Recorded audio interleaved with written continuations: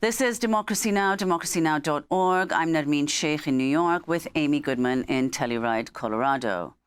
We're continuing our coverage of the 20th anniversary of Hurricane Katrina, the 2005 storm that devastated the Gulf Coast, killing more than 1,800 people and forcing over 1 million people to evacuate.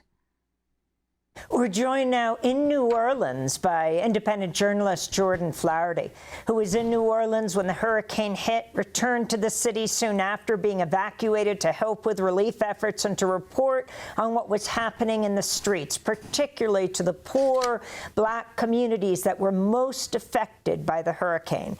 He's won awards for his reporting on people left behind in the New Orleans City Jail after the hurricane, and is the author of Floodlines, Community and Resistance from Katrina to the Gina 6.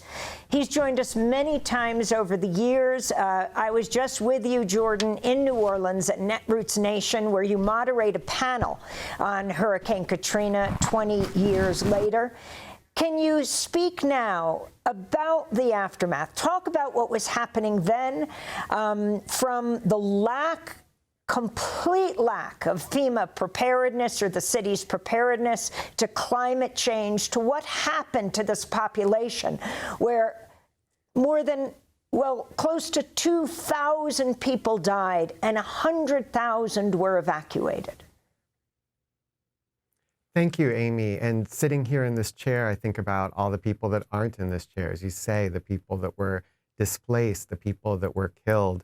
New Orleans right now has a population of about 360,000.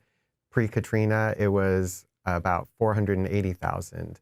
And most of that is Black residents. The city has about 120,000 fewer Black residents than it did pre-Katrina. And that period right after the storm, it feels a lot like right now, the way right now we're feeling attacks on everything, on democracy, on the social safety net. That's how it felt after Katrina. We're facing the issues people face everywhere: housing, education, criminal justice, but it was like on hyperspeed. Overnight, you had 80% of the city's housing, unlivable. You had the entire public housing infrastructure shut down. Almost all the public housing was shut down, even that was undamaged. You had our free city hospital was closed down. The entire staff of the school system was fired overnight. 7,500 teachers, the largest union in the city, that union representing the teachers, ceased to be recognized. The schools were moved from control of the school board, so under electoral control, to a mostly charter system. You had the governor say, I'm sending in National Guard troops. They're locked and loaded. They've been trained to shoot to kill, and I expect they will. And the voices of especially Black New Orleanians were not heard. I know that you've lifted up voices like Norris Henderson, Monique Harden, Tracy Washington, Sonny Patterson, people that were on the front lines of this struggle, artists, organizers, scholars, incredible landscape of people fighting for the city. And people won real victories in that struggle. And, it's hard living in the city, but I've learned so much from the grassroots organizers on the front line that were fighting for justice for this city.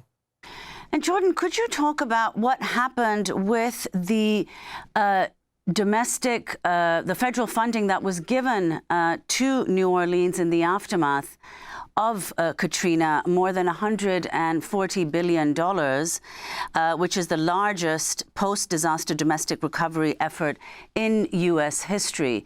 What happened to that funding?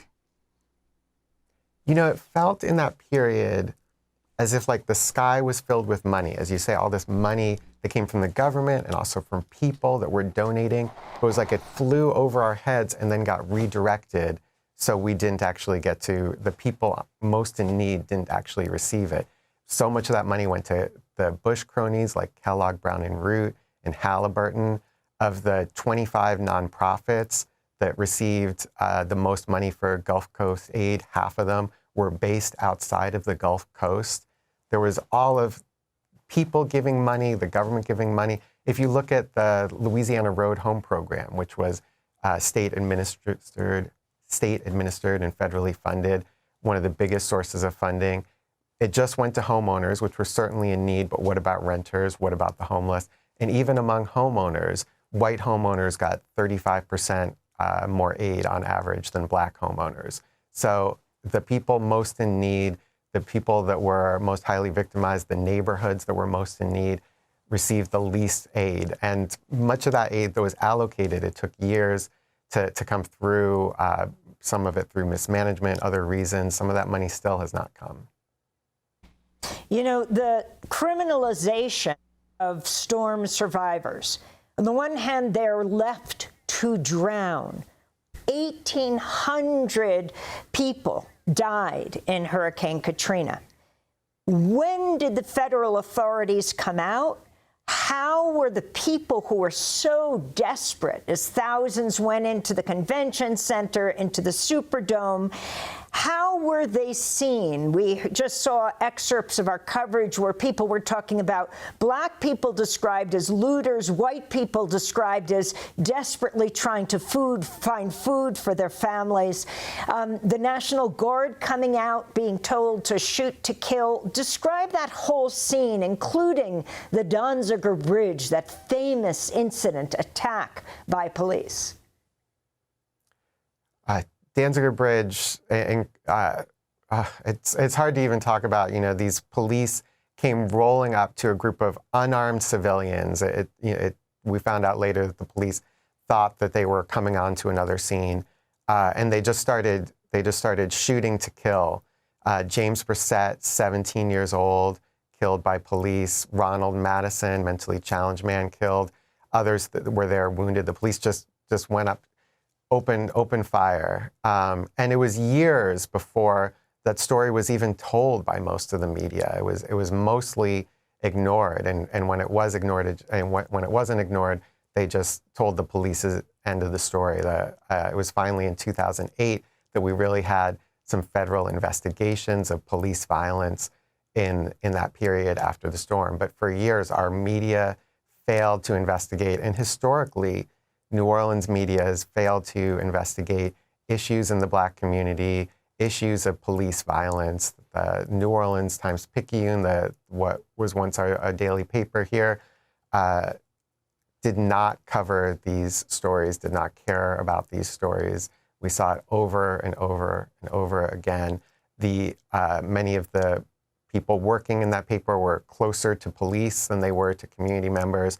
One photographer testified that he knew things about police behavior that he didn't report at the time.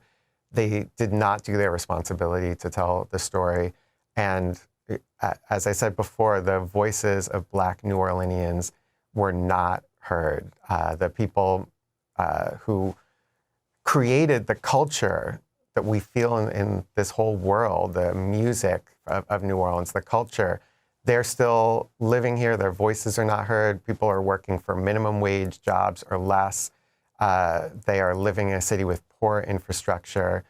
You know that if you live here, you will live in an amazing place, but also you will probably die sooner. You'll probably make less money. You'll probably have less educational opportunities. Several years ago, it was reported that one of the zip codes in New Orleans had a life expectancy of 55 years. We live right near Cancer Alley, where the chemical processing plants cause high cancer rates, especially in that area, and also right near here. Those same oil and gas companies are responsible for coastal erosion. We're losing, for years it's been estimated, about a football field of land every 45 minutes, this coastal erosion, much of that caused by the oil and gas pipelines that bring the salt water into the freshwater marshes. That makes us more vulnerable to hurricanes. Of course, climate change makes us more vulnerable. And this current administration is doing everything to make us more vulnerable, including, as you've recently reported, gutting FEMA once again. And talk about the significance of that, Jordan. I mean, as Malik Rahim, who Amy Goodman spoke to, as he said, and you've just repeated, that something like Katrina could happen very easily again. And specifically these cuts to FEMA, because poor, climate-vulnerable states like Louisiana received the most direct assistance from FEMA between January 2015, that is, so almost 10 years after Hurricane Katrina, between January 2015 and April 2024. So what will this mean for the city and for the state? It's devastating. It's devastating. The support for the oil and gas industry, the heightened climate change, hurricanes getting bigger, hurricanes getting stronger, less land to protect us in the city, less infrastructure to support us, less of a social safety net, less medical, a huge increase in policing. You know, one of the victories that organizers won here after Hurricane Katrina was shrinking the size of the city jail, was getting oversight over, federal oversight over the police department, also an independent police monitor, federal oversight over the jail. All of those kind of things are going out the window. Our new governor is pushing to undo decades of reform of policing, of the prison industrial complex in the state. More people getting locked up, more people being criminalized, less ways to afford to live in this city, in this country. Jordan, before we go, I'm just interrupting because we have less than a minute.